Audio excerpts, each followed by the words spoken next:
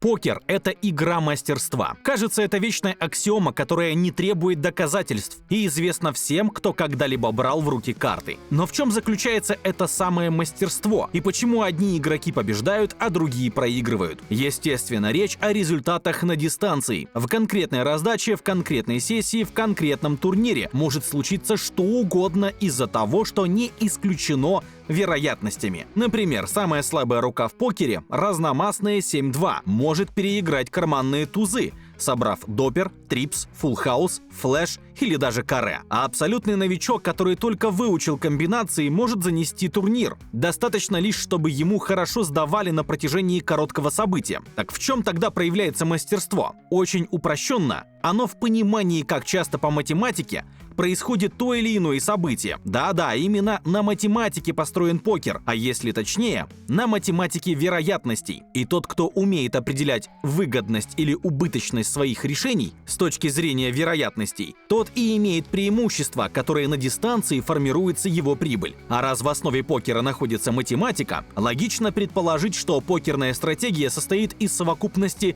математических концепций, построенных на каких-то математических формулах. И эти формулы, а точнее важнейшие из них, мы рассмотрим в сегодняшнем видео. С вами Академия Покера. Подпишитесь на канал, чтобы первыми смотреть наши новые видео.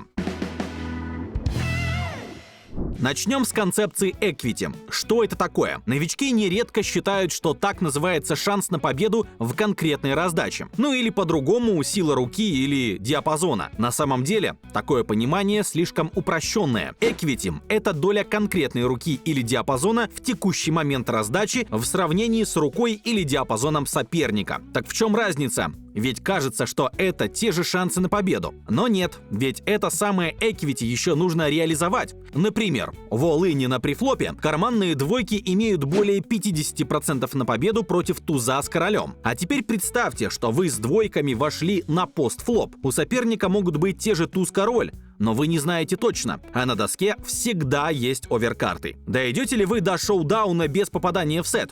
Очень редко. Поэтому в полной мере equity двоек реализуется только в all-in, а на постфлопе не реализуется в большинстве случаев. Но как именно считать equity? Это сумма количества исходов, в которых вы побеждаете, и количество исходов, в которых вы делите банк, деленное на общее число вероятных исходов, которые можно приравнять к единице. Сложно? Немного сложно, но не стоит пугаться. В таком виде эта формула почти никогда не используется, по крайней мере сегодня. Ведь существует софт, который очень быстро все считает за вас, калькулятор equity. Именно в нем оттачивается понимание того, как отдельные руки или целые диапазоны противостоят друг другу. А это постепенно вырабатывает интуицию в понимании equity. Например, вот так выглядит equity карманных тузов против карманных двоек. А так соотносятся стандартные ГТО-диапазоны open-рейза, баттона и кола большого блайнда. Так тузы выглядят после 3-бета на малом блайнде, когда баттон закалировал, но еще не вышли общие карты. А так тузы себя чувствуют в той же ситуации, когда дилер выложил плохой для них борт, вроде одномастных 8-7-6. Ситуаций тысячи, и чтобы выработать ту самую чуйку, нужно проработать очень много текстур. Есть еще формулы, помогающие определять equity неготовых рук. Они не совсем точны, но в целом позволяют понять приблизительные шансы на усиление. В первую очередь оно нужно для дро. В основе лежит знание, что каждый аут, то есть карта, усиливающая нас до натса, дает 2% equity. Именно так приблизительный шанс, что она выйдет на стол. На флопе впереди еще 2 ранаута, а значит количество аутов нужно умножить дважды на 2, то есть на 4. Например, флеш-дро закроется при выходе одной из 9 карт нужной масти. Значит, приблизительная equity руки на флопе 9 умножить на 4 равно 36%. На терне остается 1 ранаут, значит умножаем на 2. 9 на 2 – 18% equity. Значения могут меняться, ведь в реальности у соперника могут быть дро старше. Или кроме флеша мы можем словить топ-пару. Или ауты отравлены, то есть могут дать сопернику комбинацию сильнее. Например, при спарке тот получит фулл-хаус, которому наш флеш проиграет. Но в общих чертах правило работает отлично. Хорошо, но постойте, зачем нам вообще знать это самое equity? Собрал комбинацию? Хорошо. Получил сильный стартер? Пихай. Вроде логично. Не все так просто. В большинстве ситуаций, когда мы пытаемся собрать комбинацию или сталкиваемся с агрессией, когда у нас средняя рука, нам нужно знать ответ на вопрос: а если мы закалируем, это плюсовое или минусовое решение на дистанции? Итак, шансы банка или подотцы — это отношение размера кола к банку, который получится в итоге. В виде формулы их можно представить так. То есть шансы банка — это размер кола, разделенный на сумму размера банка, ставки соперника и наш собственный кол. Например, оппонент ставит полпота. Наши шансы банка 0,25, то есть 25%. Ну и что нам с этого? А то, что это точка безубыточности для нашего кола. Именно при таком equity мы не выигрываем и не проигрываем ничего. То есть нам не важно, калируем мы или выбрасываем карты. Что это знание дает на практике? Очень многое. Если мы знаем, что equity нашей руки против диапазона соперника выше этой отметки, то на дистанции мы зарабатываем деньги. Если ниже, то теряем их. Для примера, соперник ставит на флопе, мы калируем стоп-парой, потом он ставит на терне те же полпота. Нам нужно не менее 25% equity. Есть ли у нас столько? Это зависит от того, каким мы видим диапазон соперника.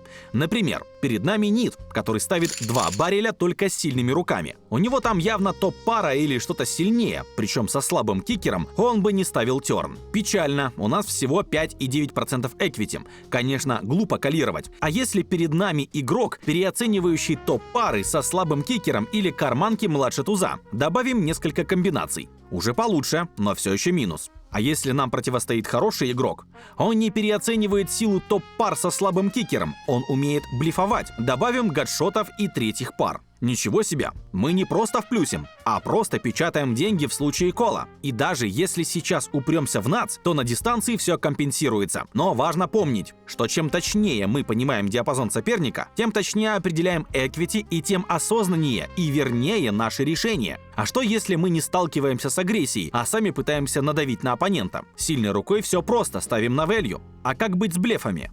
Когда мы блефуем, мы хотим, чтобы соперник выбросил карты и отдал нам банк. Лишь в редких случаях мы не против пройти дальше с комбо-дро. Но чаще нам нужно, чтобы оппонент сдался. От этого зависит эффективность блефа или, другими словами, fold equity. Формула выглядит следующим образом. То есть fold equity равно размеру ставки, деленному на сумму банка и ставки. Например, мы ставим 75% от банка. Имеем 43 сотых, то есть 43%. Для чего нам это значение?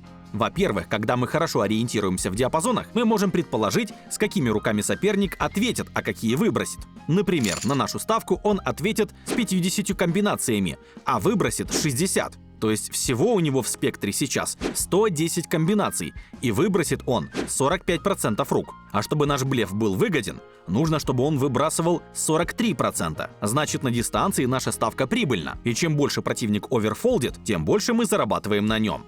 Во-вторых, так мы можем эксплуатировать тенденции соперников. Если мы знаем статистику оппонента или имеем историю наблюдений за ним, можно корректировать стратегию.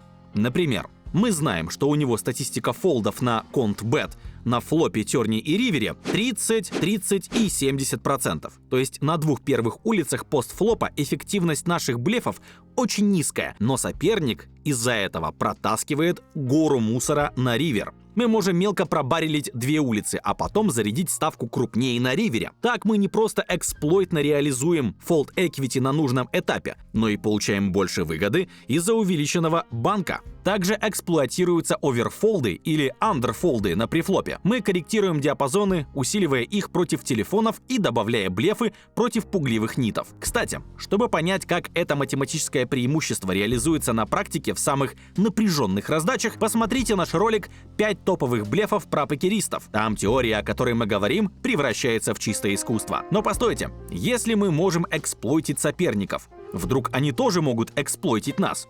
Конечно же могут.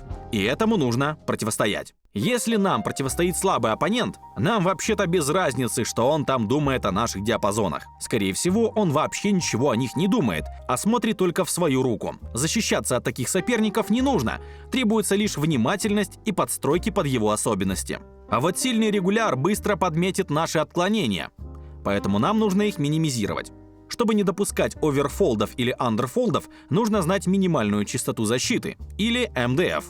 От английского Minimum Defense Frequency. Это процент рук, которые мы должны защищать против ставки в зависимости от размера этой ставки. Несложно догадаться, что это значение тесно связано с Fold Equity. Минимальная частота защиты равна единице минус отношение ставки к итоговому банку после этой ставки. Например, соперник ставит в нас те же 75%. Мы не должны сбрасывать больше, чем 43% рук в текущем диапазоне, то есть защищать мы должны 57% рук. Впрочем, оптимальная стратегия строится от всего спектра на конкретной текстуре, так что в реальности значения могут немного меняться на разных улицах. Но наша задача — выдерживать частоту на уровне, максимально приближенном к расчетному. А какие руки нужно защищать? Правильно, те, которым хватает equity по шансам банка. Эти концепции мы уже разобрали. Как видим, все эти формулы вроде бы отражают разные аспекты покера, но все они во многом связаны. Но есть одна концепция, действительно объединяющая все вышеперечисленные. Великое и ужасное математическое ожидание. Или такая милая душе покериста ЕВшка. Что это такое? По сути, это та самая прибыль, ну или убытки, которые мы получаем на дистанции, принимая конкретные решения с учетом всех факторов. Единую формулу на все случаи жизни привести невозможно, однако общая выглядит так. ЕВ равно произведению вероятности выигрыша на его сумму минус произведение вероятности проигрыша на его размер. Как понятно из формулы, она оценивает риски и сравнивает их с возможной прибылью. Если определенное решение на дистанции приносит нам больше прибыли, чем возможных убытков, математическое ожидание положительное. Это значит, что мы в плюсе. И чем больше плюс, тем выгоднее решение. И наоборот, если мы уходим в минус, решение плохое. Разберем на примере. Предположим, мы немного изучили оппонента и предполагаем, что на ривере в ответ на ставку в 50% он выбросит 30% рук, на подбет 55% рук, а на овербет в 1,5 банка 80% рук. Рассчитаем мат ожидания для каждого нашего решения при условии, что у нас нац и мы хотим собрать побольше value. Что выбрать? Жадность с риском не получить ничего или скромность, но с гарантией оплаты?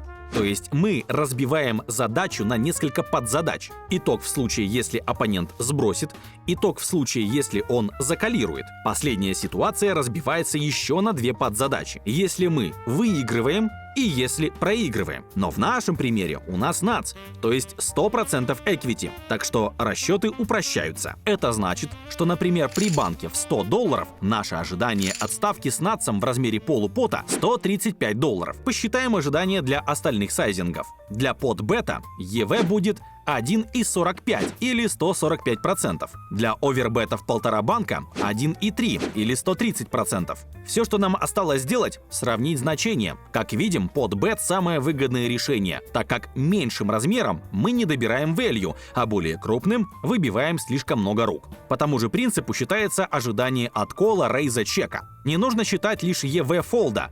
Оно всегда равно строго нулю, естественно.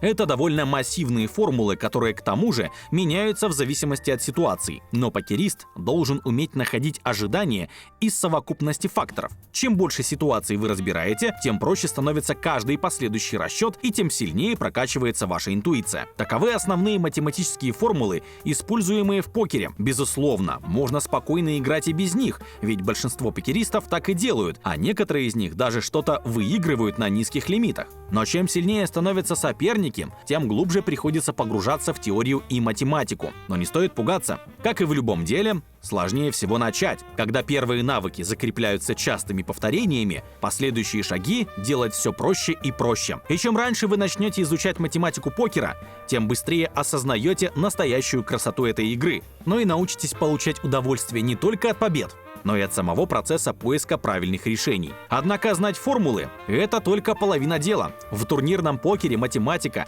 тесно переплетается с психологией, стадиями турнира и управлением стеком. Чтобы усвоить сегодняшний материал и увидеть, как эти концепции работают в полевых условиях, посмотрите наше видео. 6 советов, которые помогут вам выигрывать МТТ-турниры. Если данное видео было для вас полезным, ставьте лайк и делитесь им с друзьями.